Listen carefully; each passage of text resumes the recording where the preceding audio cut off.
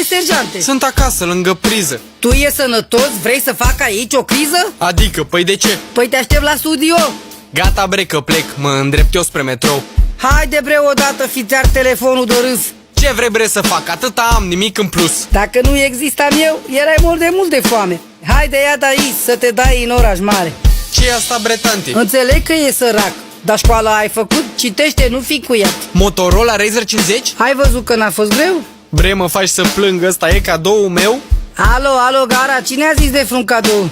Arăta Moș Crăciun, trebuie să mă rad din nou? Pe matale mi le-ai dat. Până aici adevărat. Păi și nu-i zice cadou? Muncești, băi, pentru el, băi. Ce să muncesc bre, vorbește, nu doar jumate. Ai camere pe spate, amândouă de 50. Megapixeli? Megaboss, să se vadă mai bengos. Adică să-ți fac clipuri. Bravo, bre, chiar nu ești Bre! Iartă-mă pe mine, era cât pe ci să-mi scape. Bre, se și pliază?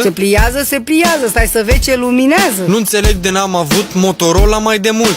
Păi a venit momentul, aveai pateul ăla de mult. Haide bre la treabă că mă pun pe muncă îndată. Ce să fac, de ce mă apuc? Prima dată fă-mi o poză de Facebook.